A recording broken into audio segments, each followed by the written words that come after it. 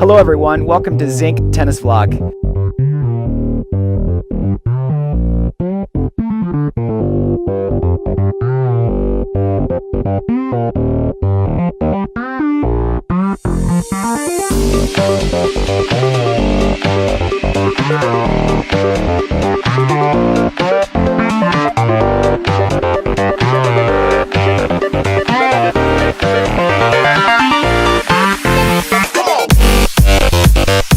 Hello everybody, my name is George Zink, and today we're going to talk about being a great student and what that means. I've been on the court for over 25 years with students, and I can tell you that when I'm on the court with an amazing student, it just lights me up. And I have to tell you that it's very rare that I see an amazing student.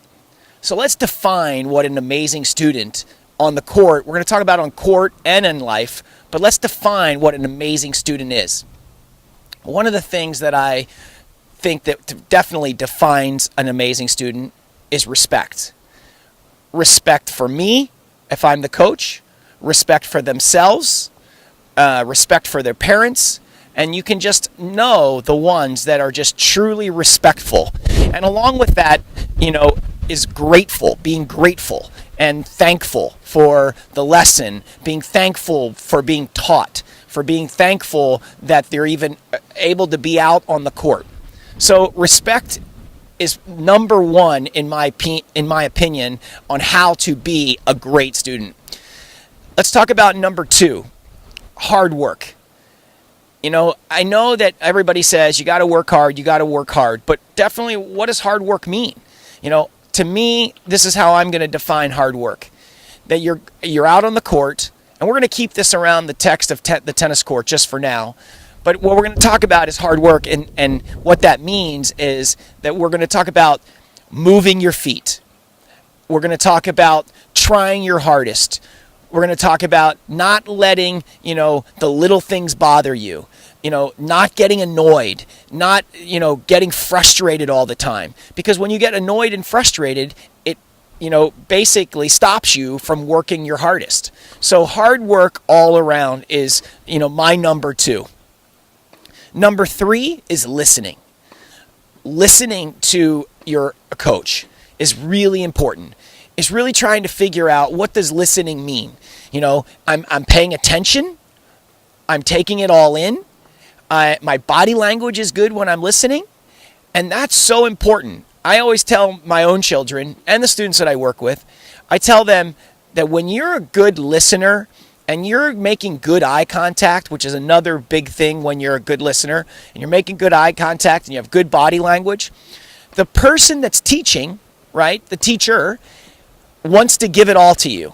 And when I have a student that's out on the court and they're just a good listener, and you can tell with their eyes and their body language that they're a good listener, it just lights me up, and I give them all of my knowledge. And it's not that I hold back my knowledge for those that aren't great listeners, but the ones that are great listeners, it just flows and it just comes out of me, and it just is amazing to be on the court with them. So that's my number three, is to be a good listener.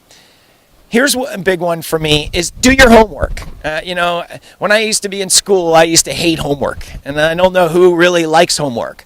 But when I'm talking about homework on the court, is when you're in between lessons or you're in between times that you see your coach, you've taken the stuff that you've worked on and you've taken ownership of it. Meaning that let's say you were working on a technique strategy on your forehand, and we're working on, something on your forehand. I think it's really important to make sure that by the next time you see that coach, that you've worked on that and you've actually mentally gone through it, so you can, show your coach the next time that you've worked on it. So I think that's very important. Here's another one, is be the best version of yourself. Like, be the best you can be every time you walk out on the court. I think this is for life too, but again, we're going to keep it on the court for today. I just want you to be the best you can be. That means that you're going to be super respectful. That means that you're going to be working hard. That means that you're going to be a great listener. And all of these things, you are bettering yourself on a day-to-day. And not only are you becoming a better tennis player, but you're also becoming a better version of yourself. Another one of my big things to be the best student you can be is not having your cell phone with you and paying attention to your cell phone.